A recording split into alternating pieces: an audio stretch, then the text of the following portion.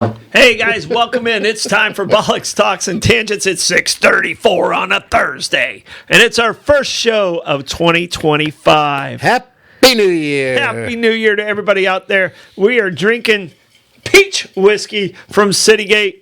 I'm telling you right now, this is good stuff. If you have not had this, do yourself a favor, get down to Citygate and get yourself some peach. It is very sweet. So Yeah. I'm gonna say it's an after dinner drink for the most part. Well, it's a summer drink. You put that in some sweet tea, and lemonade. you are out. Yeah. Oh, I didn't try it in the lemonade, but I've been doing it. I've been doing it in iced tea, and it is outstanding, refreshing, delicious, and the peach comes through beautifully. They make great flavors there. They really do. They really do. And this and lemonade is really, really phenomenal. Ooh, something new to try. So I never even thought that one. Yeah. So Okay. try that one out. Okay. So but we've got a great show. Yeah. All right. And you know, your biggest event that's happened this week is Jimmy Carter, our longest living president, died at 100 years old. And we wanted to do we want to thank kind of a little honor to him by presidents after their presidency. So people that continue to do good or bad. You know, some good, some bad. Even if they do bad, they still get rewarded for it. It seems. Yeah, we're sticking mostly with the good. Yeah. But there's some really interesting stories out there. But first thing we got to do, we got to pay some bills. Now we're talking. And we're starting off. We already talked about Citygate Spirits and the amazing peach whiskey that they have. So good. But their sister company, St. Augustine Distillery, #1 tours distillery in the United States. Amazing job. They have amazing flavors at both locations. If you haven't been to Citygates, I know a lot of people have been to St. Augustine Distillery. Right. But do yourself a favor, get to Citygates. Some of those flavors will just knock your socks off. You might want to give it a couple of weeks until the Knights of Lighters, dissipate. Have we done knock your socks off yet as one of our phrases? I don't know. Okay. Well, we should. All right. All right. Me Hands on, staying on. Sponsor Row. Sponsor Row right there. Bayfront, baby. Me Hands Irish Pub. These guys, they do an amazing job over there. I froze. Did you guys freeze? Why'd I freeze? It doesn't like me. But they do an amazing job over there at Me Hands. They have 3 bars in one. Great talent in the backyard and in the pub. Just wonderful people. The staff is outstanding. Excellent food. One of the best views in town. Yep.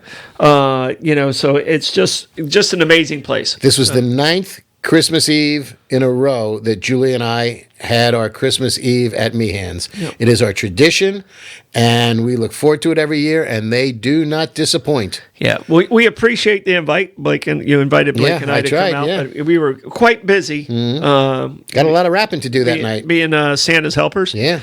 So we appreciate it. And, Well, there's always next year. Yes, we'll try again next year. Right.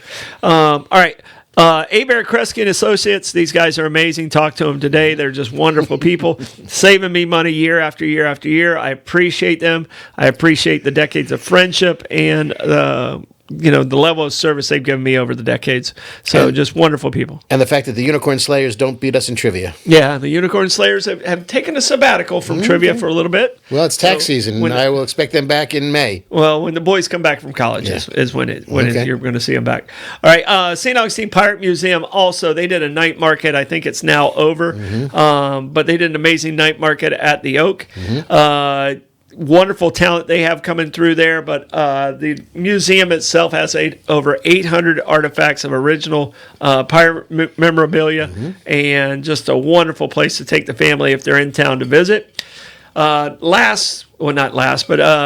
Kaiser's Deli and Market. Got to get over there and see it. I haven't been there in about 2 weeks. We got sandwiches from him for New Year's Eve to go watch the fireworks on the beach. It was a smart thing to do. Wonderful idea. Yep. Oh, gosh. Picked him up in the afternoon before the traffic. When you come up with great ideas like that, call a friend. All right. I keep trying, Call a friend. Did he tell you that, Blake? Yeah, we didn't.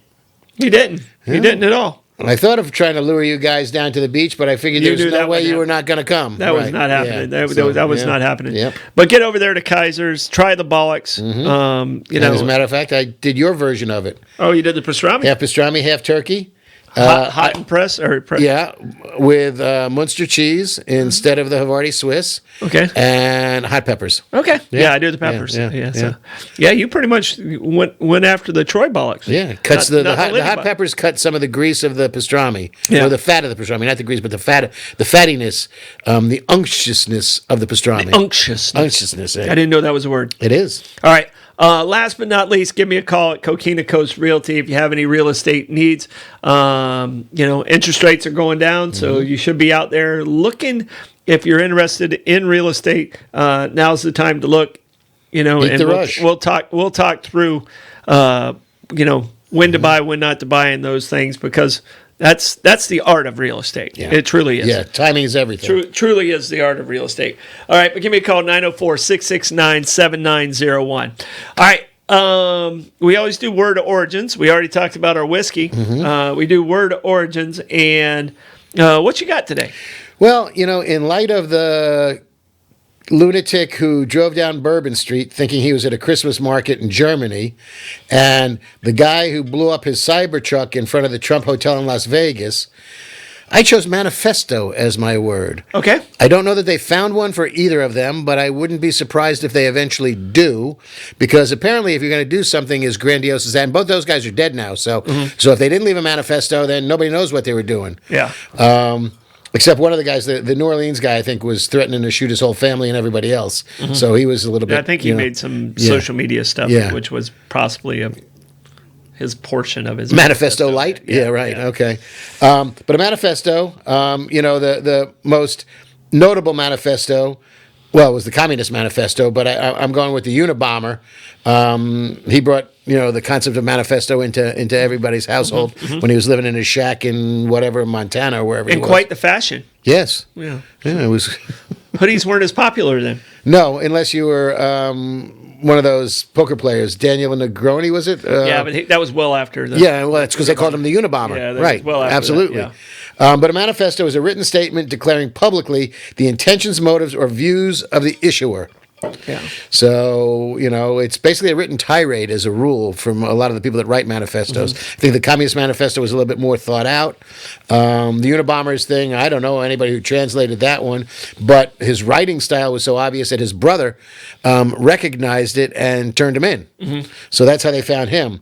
But it's... first known use was in 1620 as a noun, and it comes from the Italian for manifest, from manifestare, and from Latin, again, from manifest, from manifestestus, to be not confused with the holiday of Festus. But not Festivus. Not Festivus. Okay, no. Completely different. Correct. So I think that's, appropriate in the light of the lunacy that has happened in the last couple of days. No. So. And... it's always sad when we get locked into media, and we have to consider ourselves a little bit of the media. When we get locked into the media, and we're doing this show for Jimmy Carter, but the two biggest stories that overwhelmed what should be a week of honoring a president, Jimmy Carter, it's the media is locked down on not how great this man was, right, but how horrible these other two individuals were, and the atrocity, the just tragedies that took place in both locations. So it makes me angry, and rightfully so. I agree. I agree, especially when some of these, there may or may not have been a way to stop it, but we've proven in our history, if someone's mad enough and has enough will, you're not going to you're not going to stop them. But the problem is they don't consider the innocent bystanders. In Vegas, the only person that got hurt was the guy who got himself blowed up. The New Orleans guy, he hurt innocent people. I mean, there's just no call for that. I'm sorry. You got a problem? Write a freaking manifesto. Yeah, but don't go run over people and children and revelers. Yeah, go ahead and have a bullet sandwich and that's yourself. Exactly it. Don't do it anywhere else. Probably that's a little darker where we wanted to be, so we're not going to go there. That's why we're going to come back to Jimmy Carter. Yeah, we're not going to go there anymore. But I have Bear in the Woods. Okay. Bear in the Woods is a political term. Does a bear? Yeah. A bear in the woods is a political term that Reagan brought to the table. Okay. In a commercial, he had a grizzly bear and in a commercial. So a bear in the woods is kind of the strength of that particular situation.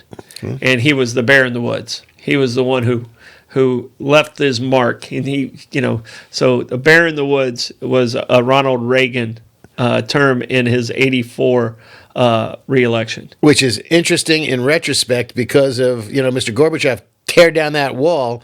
The bear is the symbol of Russia. Yeah. So, it's kind of a little bit confusing. His grizzly bear kicked the shit out of the Russian bear. So, yeah, okay.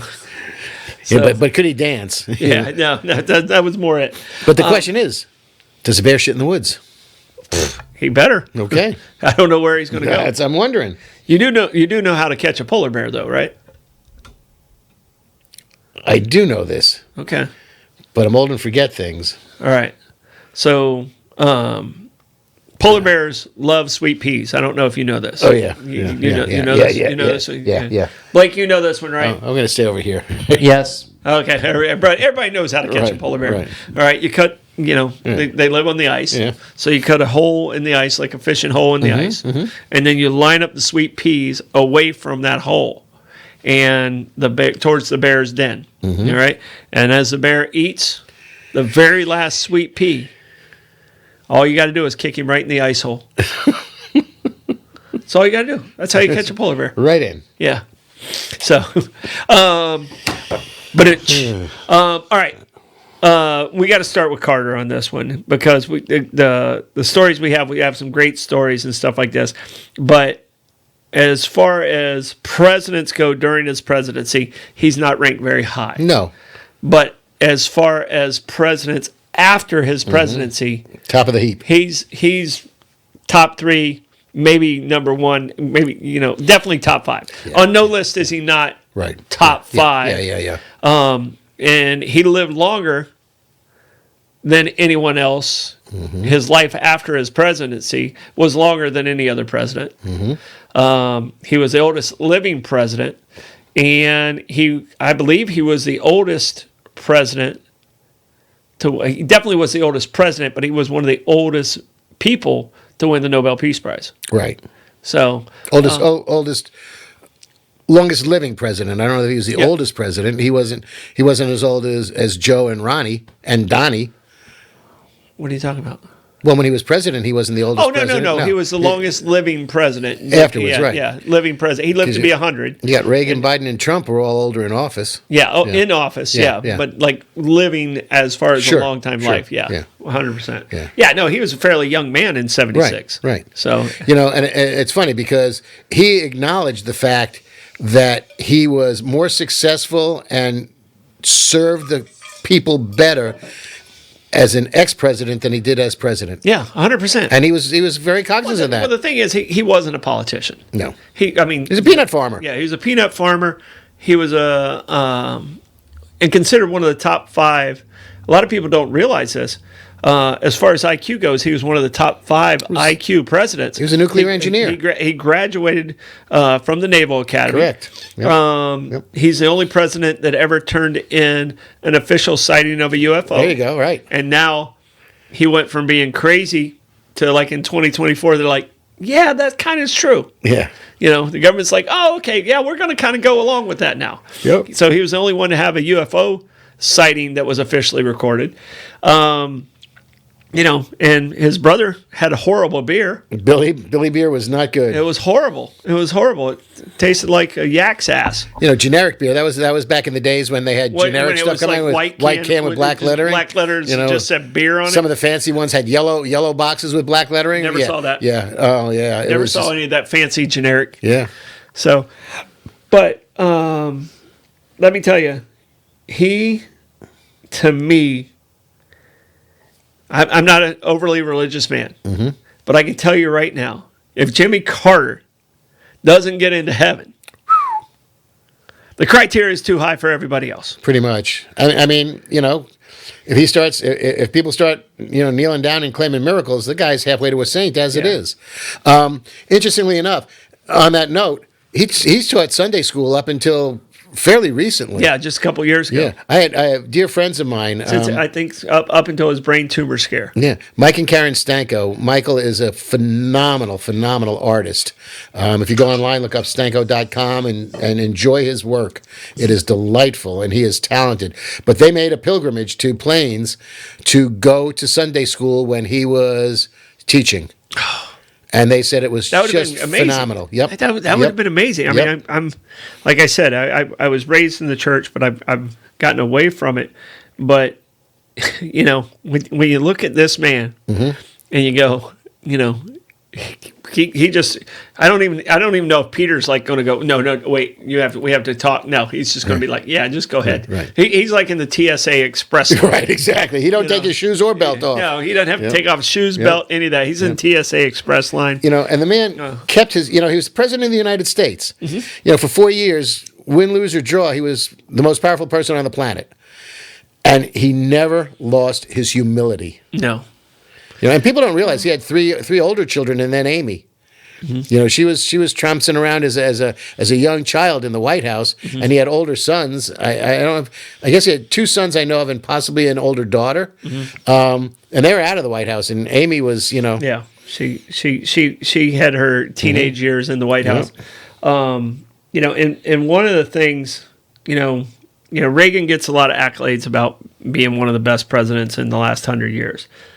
But Carter didn't even campaign really against Reagan. Yeah. He was so concerned about what was going on with the Iran crisis. Right. You know, a freak sandstorm took out the rescue mission, the Eagle, whatever it was. Yep. And I, to this day, think that if that would have been a successful mission, Reagan probably wouldn't have won. Yeah, and the interest rates were crazy at that time, and he gets blamed for a lot of that. But that's coming out of Vietnam and debt and those things, and how we were handling the oil and the disruption in the Middle East at that time. But to tell you the truth, he probably could have won 2 Nobel Prizes, right, with what he did with Begin and Sadat. Yeah. So because all 3 of them were equal partners in that. Those 2 won the Nobel Prize. Carter didn't win, but he won the Nobel Prize later for his work with Habitat for Humanity. And you know what? And I think to a degree he was jobbed on the whole Iran-Contra situation because, you know, as it got closer... Iran-Contra? I'm sorry. Yeah. Wrong president. Yeah, I was going to say, that was not him. Right. Okay. wrong president. Yeah, hostage. The Iran hostage situation, right. Yeah, you pick one Iran, pick another. Technically, and people say, oh, it happened on Reagan's first day. It did, but the release took place under Carter's presidency. Right. That's why I'm saying he got jobbed. It did not take place under Reagan. Right. And Reagan's press did an amazing job of going, look what I've already done for you. Right. And that's unfair, you know. And, completely unfair, because he'd been working on it for months. Right. That was pure politics and a better press office, unfortunately. And Jimmy Carter didn't get the credit for what he did to get them out. And Ronnie said, look what I did. Have a jelly bean. Yeah. Yeah, and I don't have a problem with it, because I think Reagan, he might not have been the most book smart, but as far as the modern president goes, I think he started the modern presidency about how to handle the press. Yeah, well, how to work the press. I think George Bush Sr. wasn't good at that, or he would not have lost in '92. Right. I think Clinton kind of solidified, like, oh, okay, I see how Reagan did it here, and he made himself a celebrity president. Right. And then after that, you had to be a celebrity president to continue to be president. Well, and now we're at 100% a celebrity president. Oh, my goodness.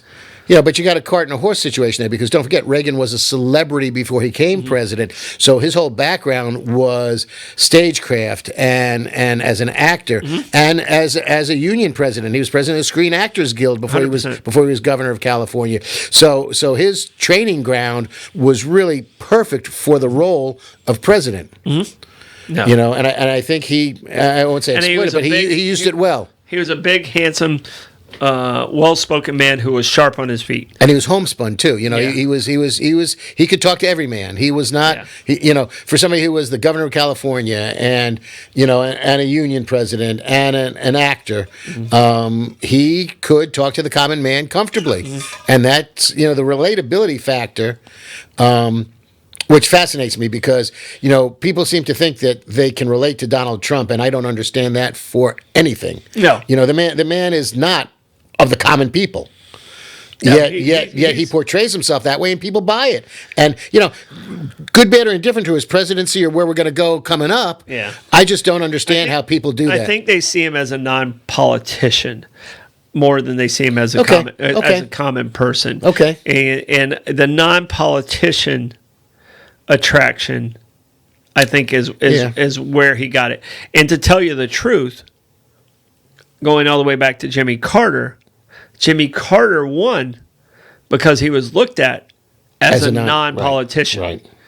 So so if you kind of do that attraction, that's always been there for the last 60 years. Yeah.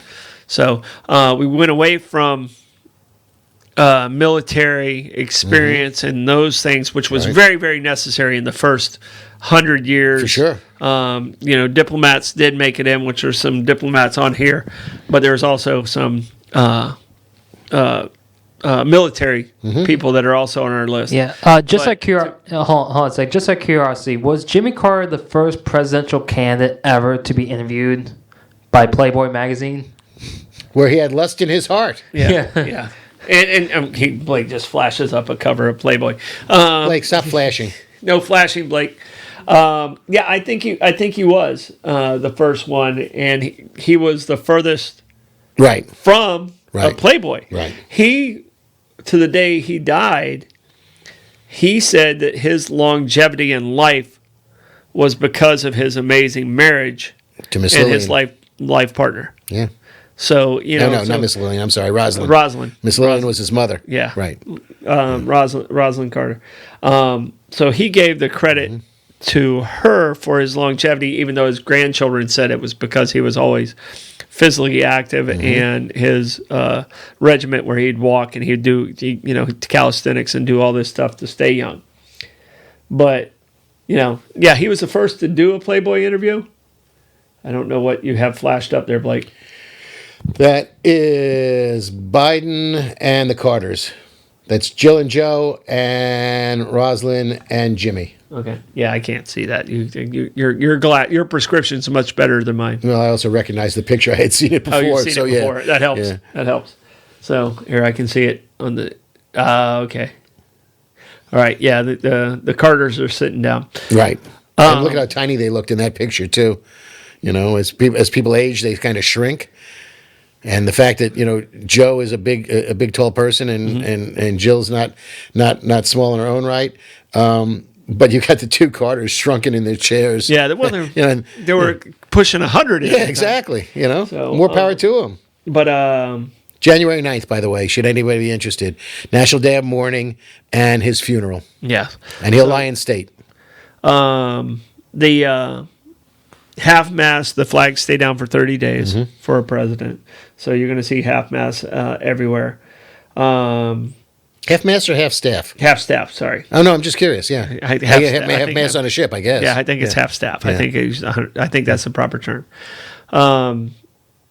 So I say let's have a toast. To Jimmy Carter? To someone that changed the world even when he didn't have power to change the world. Right. And, if you need somebody, I think they used to have those, what would Jesus do? Yeah. Let's just change it for a day to what would Jimmy do? Yep. So. Humility, generosity. He was a man of service. He really was. Yeah. Right until the end. So, he to me, he just wanted to make the world a better place. So, cheers. And to a lot of people who are living in a house built by Habitat for Humanity, he did. Yeah. He did. He changed their lives. He affected people's lives in a positive fashion. He broke that cycle with those houses. So, all right. We got a lot of presidents to go over. So, anything else about Jimmy Carter you want to say that you haven't said yet? Rest in peace. All right. Presidents, I have several here, and I have several down here. And people that were considered bad presidents, but wonderful people after their presidency.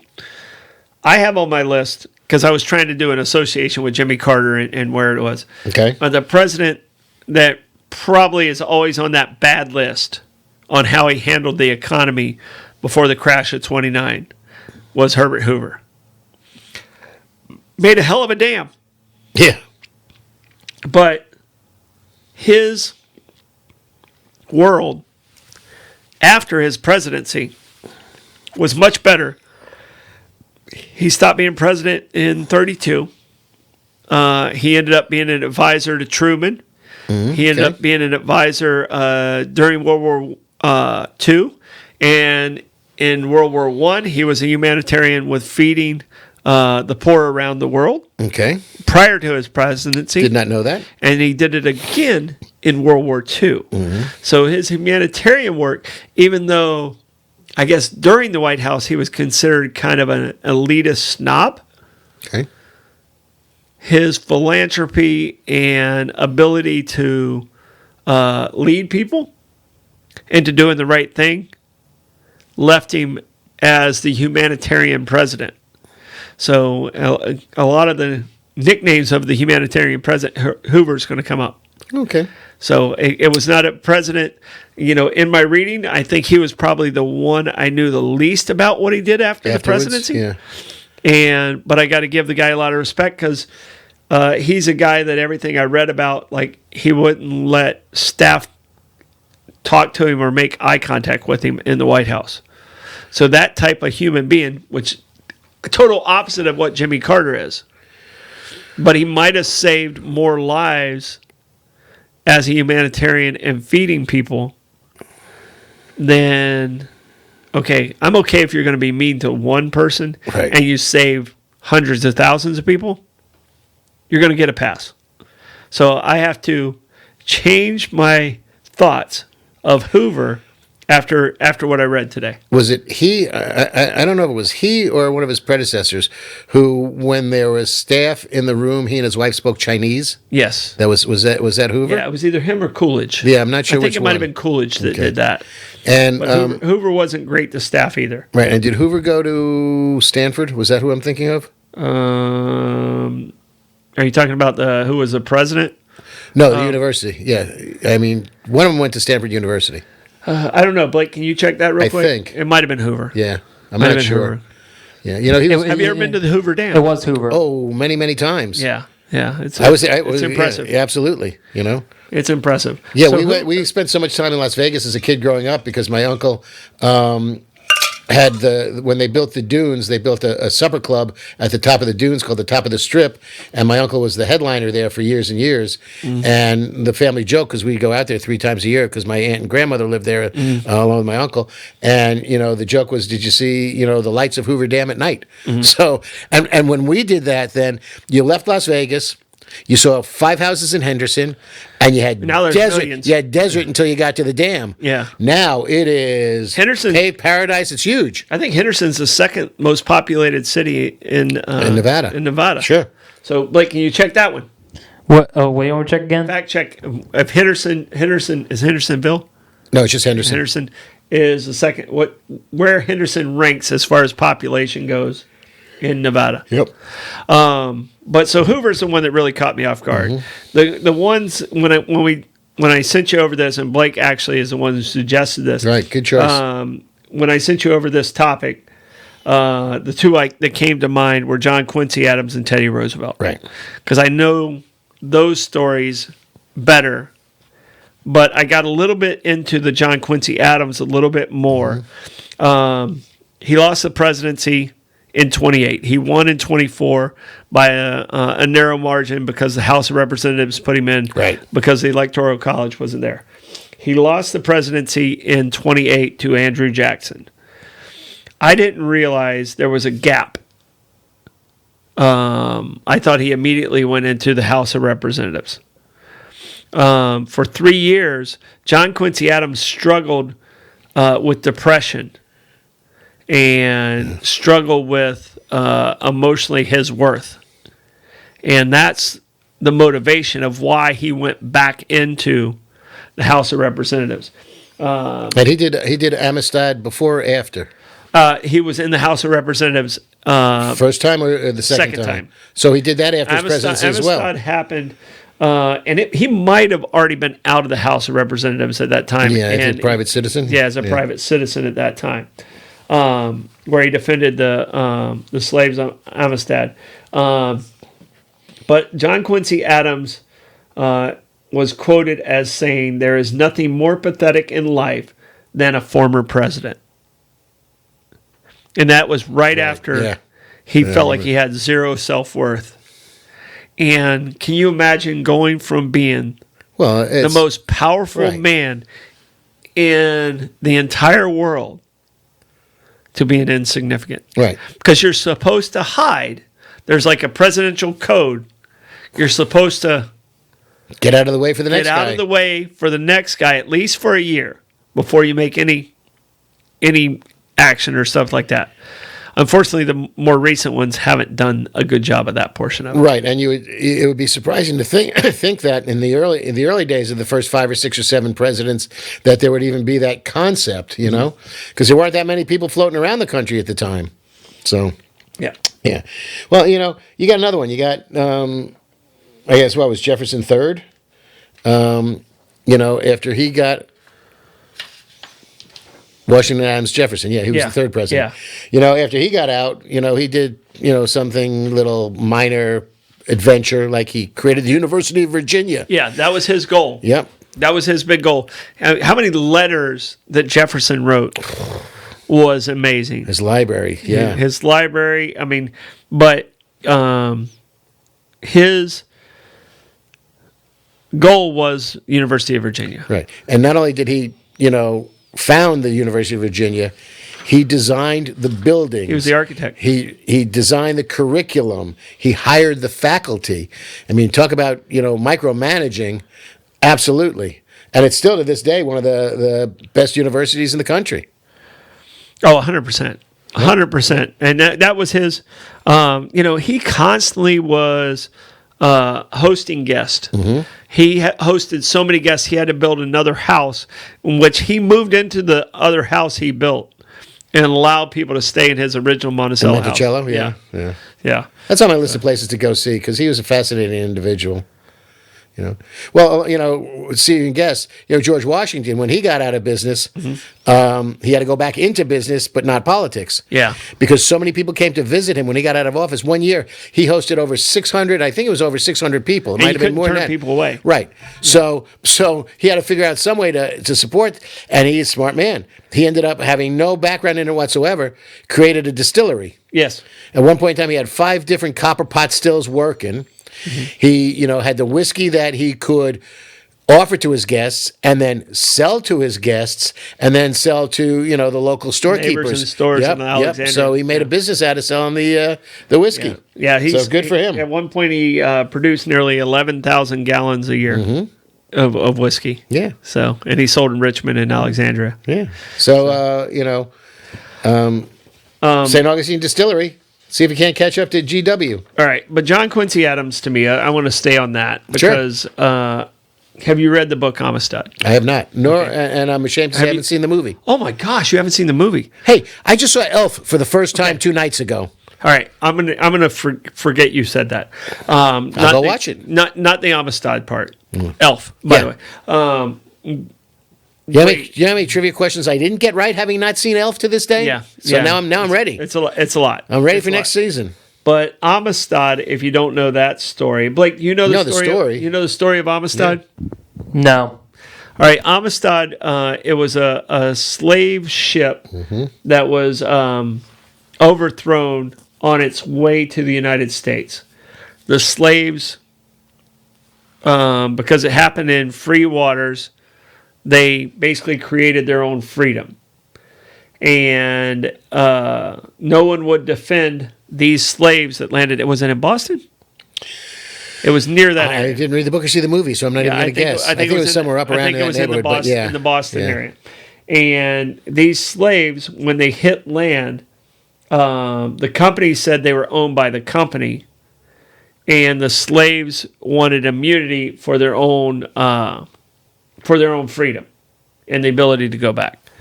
And John Quincy Adams is, I think he was recently retired from the House of Representatives, but he's the one who defended them in the Supreme Court and got all these men, I think there was a couple women in there too, their freedom, these slaves their freedom. And he was always a guy who was against slavery. His family was from the North, right, and it was never something that they were a part of.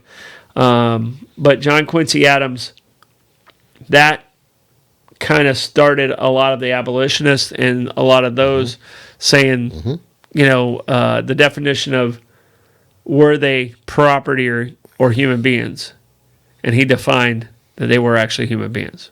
So if you haven't, you need to watch the movie Amistad. I will. I'll look forward to that. Yeah. So, and Blake, you need to watch the movie Amistad so you understand. We'll have a viewing party. Yeah, for sure. All right. Who you got? Who's your? Well, we can take a nice easy one. George W. Bush got out. Became a graceful thing. Became very friendly with the Obamas. Which he was always close friends with the Clintons. Yeah. Him and Bill actually always got along. Yeah. And it's interesting to see how some of the progressive presidents, or the presidents progress to become, well, it's a small club. So, there's only so many people on the planet that you can really talk to who understand what you went through or are going through, or what you did or didn't do. But now he's just a gentleman painter. He just likes painting. Yeah. So good for him. Well, and that another one that became a painter and wrote his novel was Ike. Memoirs, yeah. Yeah, his memoirs. At Ease, Stories I Told My Friends, I think is what it is. Okay. So I've never read that, so now I'm kind of motivated to see that, because Ike is one of my guys, and I'm like, an impressive man. Well, very impressive. Resume is hard to beat. Yeah. So resume is really hard to beat. Yep. So anything that starts with Supreme Commander. Yeah. That's a title. That's a title worth having. I got a feeling. I mean, I feel very elitist when I order a Supreme taco. Okay, there you go. It's all the addition of sour cream. That's all it is. Yeah. It's great. Yeah, which is a necessary addition. Oh, no doubt about it. Sour cream in that situation is right where it belongs. When's the last time you made a good taco? Last time I made a good taco? Not for a while, because Julie doesn't eat meat. So I'm not a big fan. Tofu. Hey, you can. I made a great tofu meatball for my niece, who's a vegetarian, Gotcha. And they came out great, actually. Okay. So that was good. We were talking about Calvin Coolidge. Mm-hmm. He ended up writing a newspaper column when he got out of office too, called "Thinking Things Over with Calvin Coolidge," and he wrote a column for a while. Okay. So that was like kind a of interesting. syndicated column. Yep. The McClure newspapers, I believe it was. Okay. Yeah. What was one of the something that caught you off guard today when you were reading? Because we just decided at 11 o'clock this morning. Right. This is the topic we're going to go with. Well, it was that whole circular thing of, the President's Club. Nixon got out of office in disgrace and was basically on the balls of his ass because he had no money because of the legal fees he had to make. Yes. So he got a $2 million cash infusion for selling his memoirs. Mm-hmm. And then he got another $600K in 1977 for the Frost-Nixon interviews. Okay. When David Frost interviewed him. And that was interesting as well. So that was how he was, keeping himself afloat until he died of a stroke. So that was Nixon. That was interesting. I found that out. I do like the fact Nixon died in 94? I'm not sure. Okay. It wasn't that long ago. Well, it was that long ago. Blake, can you check that? I think I was living... Yes, it was 1990. It was 1994. Yeah, I was living in Orlando at the time. So, because I remember, bringing the flag down. Okay. When I was at the softball complex that I built down there. But Gerald Ford, who had I would say, other than it was either Mayaguez or the Pueblo, Might have been both. That was the whole big kerfuffle in his presidency. And Bill Clinton gave Gerald Ford the Presidential Medal of Freedom for his shepherding the country out of the horror of Watergate and Nixon's things. Yeah. And then Ford also had a very good friendship with Jimmy Carter. Yeah, he really did. And in the race in 1980, Reagan and Ford talked about Ford coming back to be vice president. And it was a short consideration, but he was like, no. And then it was almost like, okay, if we do this as co-president, that conversation actually took place. So that would have been a very interesting situation in 1980, how that would have played out with Reagan and Ford on the same ticket. Well, it would have been interesting because, I guess he had only been a president for one term, so he could have been... Less than that. Yeah, he could have been president again. 3 years. Yeah. So... Yeah. Interesting that, that was back at the time where people kept taking pot shots at both of them. Yeah. They were both victims of assassination attempts, fortunately not successful. Yeah. So. Squeaky. Yeah, he had two assassination. Ford had two assassination attempts in 2 weeks or something. Yeah, both from Manson disciples. Yeah. So, all right, we got to talk about our sponsors. We got to hit this one more time. Coquina Coast Realty. Give me a call, 904-669-7901.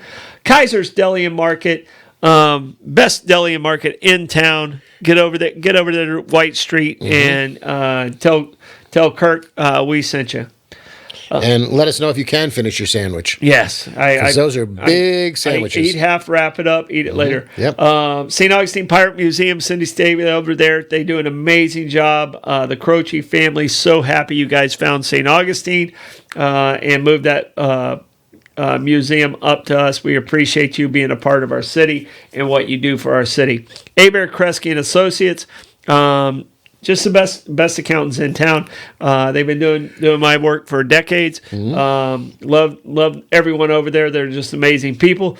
And our main man, the guy who's so nice he gets out of the shower to pee, Reggie over at Meehan's. Yep. Just the nicest guy, biggest heart. Fabulous place. Wonderful human being, and really knows how to run a restaurant right. Oof. They do it so well. Yeah. All right. Also knowing how to do it well, St. Augustine Distillery and Citygate Spirits. These guys understand the tourism. Cheers they understand the product, and they understand the marketing as good as any company in town. Very, very proud to be their friends and super happy they're our sponsors. Oh, yes. We have amazing sponsors, and really, really, we are still looking for 2 other sponsors. If people are out there and you want to pass the word along, but that's how we get to stay on air. All right, president that I feel is the most impressive with his adventures. Oh, well, out of office. Yeah. With his adventures, not necessarily the task he completed, or what he did for the world, or what any of those things, and that's Teddy Roosevelt. You're alluding to the trip down the Amazon. And there's a phenomenal book. And Blake, would you look up the author's name? I believe it's Candace something. The book is called River of Doubt. It is a great, great read. I recommend it to anybody. Candace Millard. Candace Miller? Millard. Millard, like Fillmore. Yeah, it's River of Doubt, Rio de Vida. Oh, and by the way, you were asking about Henderson population, 337,000. Is it the second most populated city? I believe, let me double check on that one. In Nevada? Our fact checking is moving along. There you go. So him and his son Kermit. Right. After he lost 1912, him and his son Kermit. Yes, Henderson wanted to do some exploration of the Amazon. Right. They set out in December of 1913, and by the time they reached the River of Doubt in February of 1914. All right, so it's about 60 to 90 days. Did you read the book? If you haven't, I recommend. It is such an engrossing read. You'll whip through it, and there's pictures too, because when he went to do this, He was contracted with Scribners to write essays and send dispatches back. There was a photographer on the trip. His son was on the trip. There was the Brazilian soldier who had explored the Amazon more than anybody else, who was the leader of the expedition. It was fascinating. And boy, did he get beat up on that trip, man. Poor Teddy. No. They went through some stuff. They had they lost several members to tropical illnesses, like literally died on the expedition. They got lost several times. They lost half their pack animals that died of illness or some type of accident. Right. So they lost supplies, and basically they ventured in unmapped territory. There was no maps. Right. This was supposed to be a 4 or 5 week trip that ended up being like 3 months? It ended up being 2.5 months, they were attacked by indigenous people. Mosquitoes. Roosevelt actually got malaria. Yep. He lost 40, 50, 60 pounds. And he became dangerously ill, is what they said. And they still ended up finishing the journey. Yeah. And I think this is one of the most understated statements. A hard and somewhat dangerous but very successful trip is the way he described it. Well, the comeuppance of this is now there's a branch of the Amazon called the Rio Roosevelt. So they ended up naming the river that he found after him. Yeah. So, But he was, they said, all right, we got to turn back. He said, the hell we are. He kept going, push on, push on. When they were literally carrying him. Fortunately, he lost so much weight that he was a lot lighter. Yeah. But, he was prepared to die on that trip, and his son wasn't going to let that happen. Here's the thing that caught me when I was reading this today. They made it sound like he was a very old man when he took on this adventure. He was when he finished it. Yeah. He was 55. Yeah. He was younger than me when he took on this adventure. And in my head, I've known about it for decades about this story. In my head, I was like, oh, he was just an old man. I don't even know why he was doing that. He was such an old dude. But this is something I would do. Yeah. At my age. This is one of my stupid minds where I can handle that. And I just realized there's only so many people that are made up with that brain style. I can do that. I was completely out of shape when I walked to D.C. Right. Completely out of shape when I walked to D.C. I walked myself into shape. I was going to say, but by the time you got there... Oh, I was in great shape by the time I got there.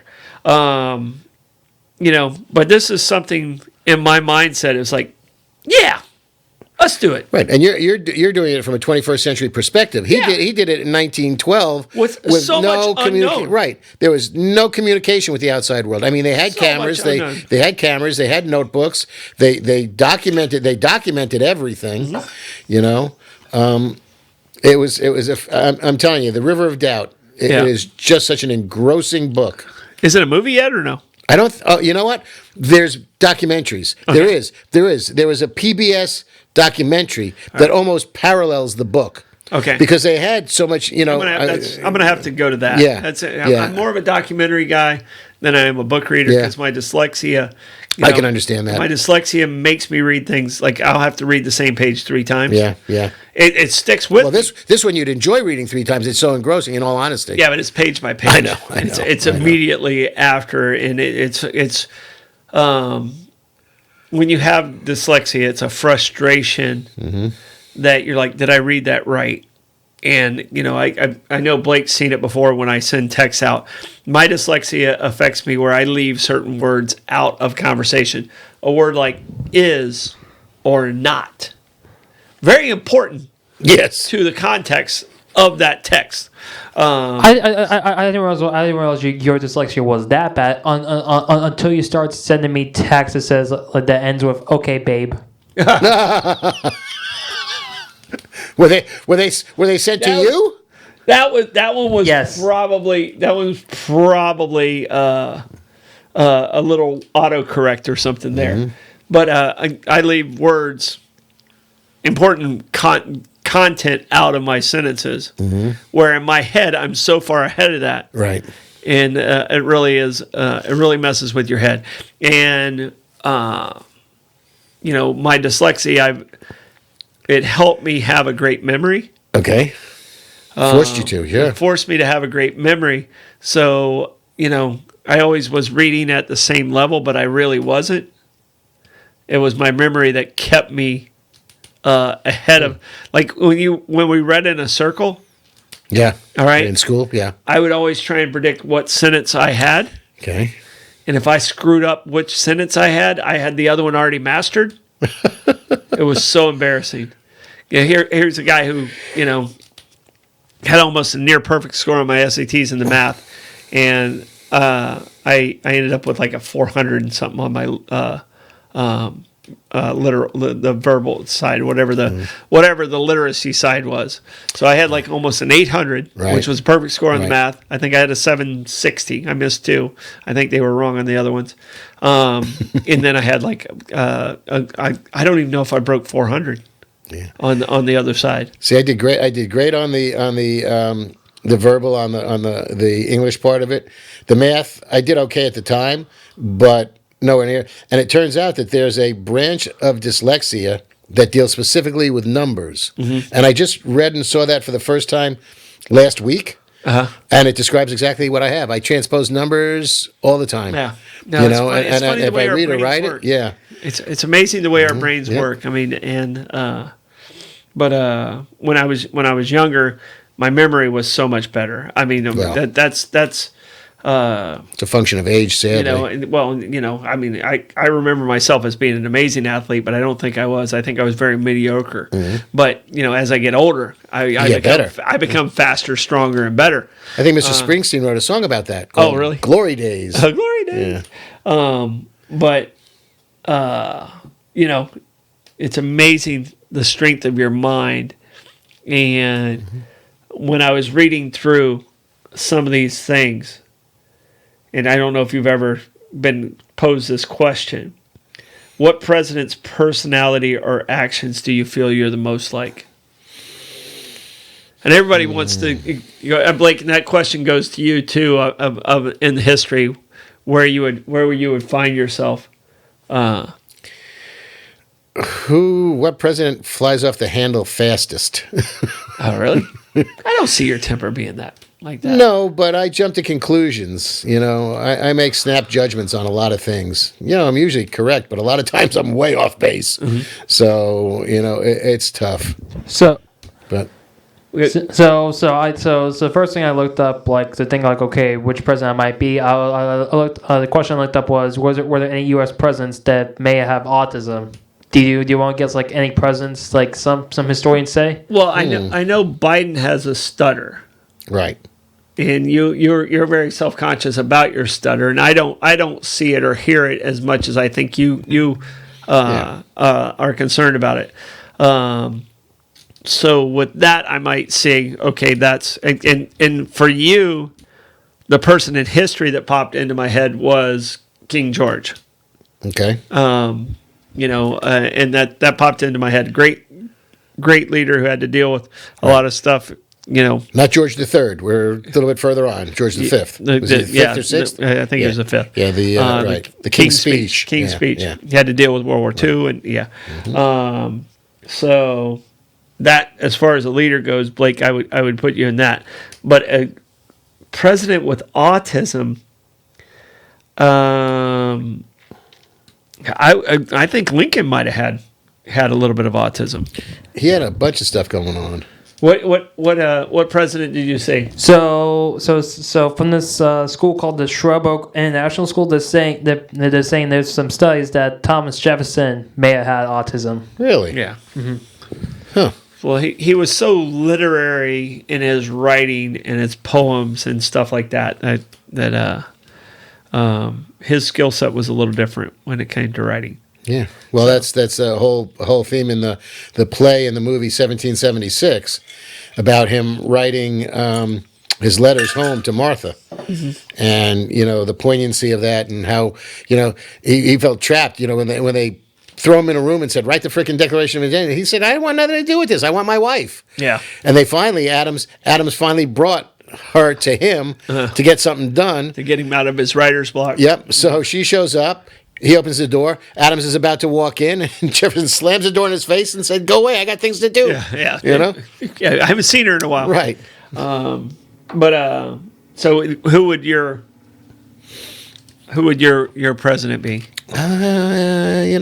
It's hard to do that because everybody over grandiosizes themselves. That's probably not a word. Well, I think that's the way it should be, though. All right. Well, then I think you should over grandiose yourself, and that's coming from a guy who's extremely overconfident. Well, that's it.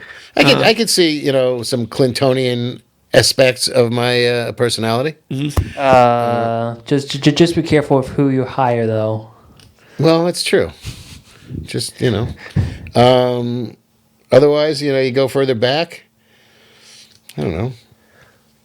Truman was a unassuming but successful individual who did some good stuff. Integrated the army. Yeah, that was important. Very important. We just watched a movie last night on Netflix, which is great. I recommend it for everybody. 6888. Okay. The mail carriers. Correct. I haven't seen it yet. It's great. Really want to watch it. It's really well done. It's about the Black Women Army Corps Battalion that was sent to Europe to sort through the mail, which was, because the people back home were pissed off, and the soldiers were pissed off because nobody was getting mail. It was not happening. It was killing morale. Absolutely. And these women went over there and were faced with literally a Herculean task. It was like 17 million pieces of mail, and they had given them 6 months to get this mail sorted and distributed, and they didn't realize so many of the things were illegible or had been in mud. They got it done in 3 months. They got that mail delivered in 3 months. All right. If I was to identify a president for you, I think I would lean towards John Quincy Adams. Okay. All right. Not just because of your stature. Okay. And his, but short people have feelings, Yeah. I know. I'm kidding. I consider a heighty man myself. Okay. But John Quincy Adams had a giving heart, and when he lost the presidency, he could have went into seclusion, and he said, "No, I have more time to serve," and he went back and he did like 9 more terms as a House of Representatives. Right. So I could see you doing that, saying, "No, I still got more to give," and I definitely could see you defending the people of Amistad. Oh, no doubt.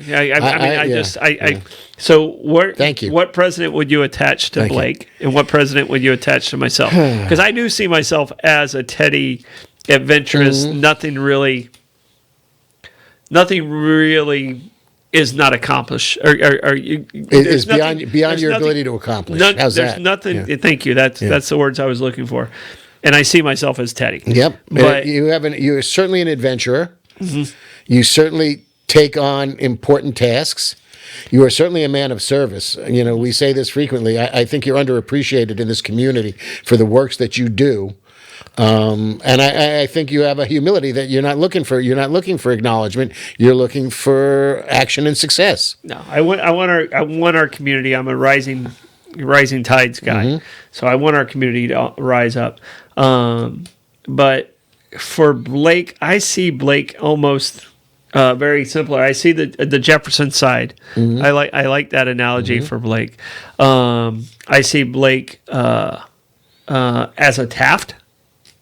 Okay. Hey, whoa, come on. Not because of his size, Blake, but because you see things in a fair manner. I mean, he was the Chief Justice. Yep. Okay. All right. Yep. I'm not saying it because you're nowhere near his size, by the way. You can get out of the bathtub by yourself. Yeah. We don't even have a bathtub in our house anymore. Well, that was because I was scared. No, you threw that out there. That's on you.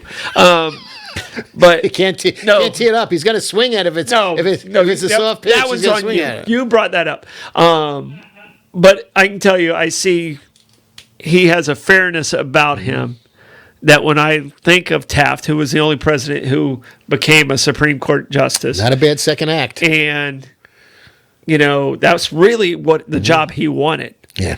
He was Teddy's pick for presidency, and then when all of a sudden Taft, who's a very intelligent man like Blake, had his own opinion, Teddy got a little upset. Yeah.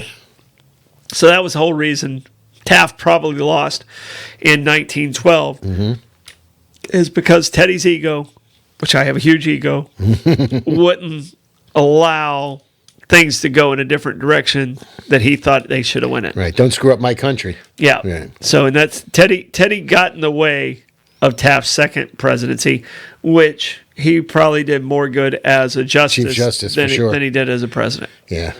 Yeah. So that's still, you know, right, one of the greatest jobs in the history of the world. Well, it was. I don't know that it is anymore, and I don't know that people necessarily aspire to it with the zeal that they once did because of recent tremors in that August bus. It used to not be a political thing. It's Correct. become too political. Correct. But I believe the people that are there are good human beings. They might not see things. I would like them to see things less from a religious decision making and more from and a political perspective as well. Well, the religious decision making, I think, is creating the political. Yeah. Okay. Yeah. I don't want them to. I don't want to put it on them that they're politicizing it because I don't know them personally, but I do believe their religion is creating their decisions. So for some of them, for sure. All right. Yeah. But the answer to the question, what president? Because we're over time right now. What president would you attach to me?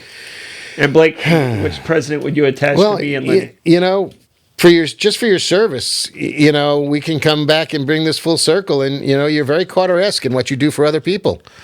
Yeah, I know you're not that saintly, but your accomplishments are. You know, between what you do for the homeless, for the veterans. I mean, these are important things that, you know, other people, you know, write checks. You know, so yeah. I mean, there's a lot to be said for that, honestly, and you accomplish it, and that's true too. So that's just because I'm stubborn. Well, it's a necessary part of being the president or being successful or, you know, advocating for people. Absolutely. You know, I am very capable of digging my heels in.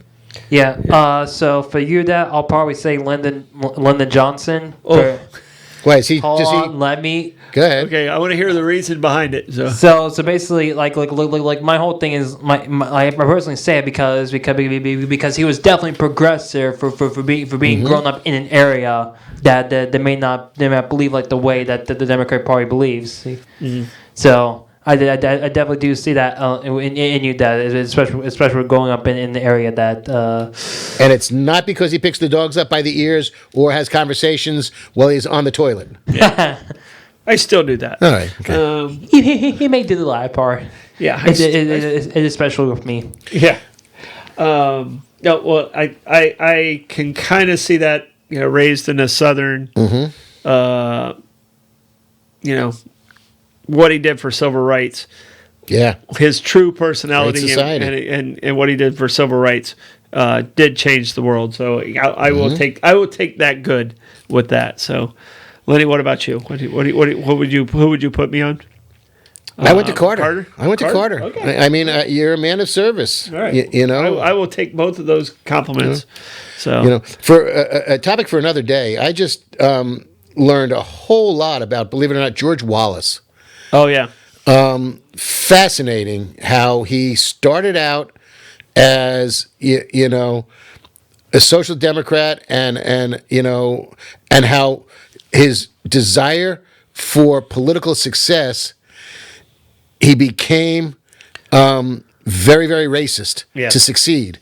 And then after he finally saw that as his way to success. Absolutely. Yeah. And it wasn't that way, but he got beat by a guy who used racism to beat him for governorship. Yeah. And the next time he ran, he said, worked for him, it's going to work for me. And he became, you know, over my dead body are black children going into this school. He lost his legs for it. Yep.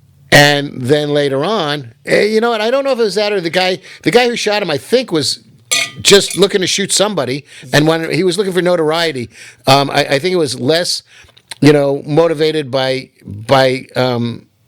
I want to say racism or by politics or by things of that nature.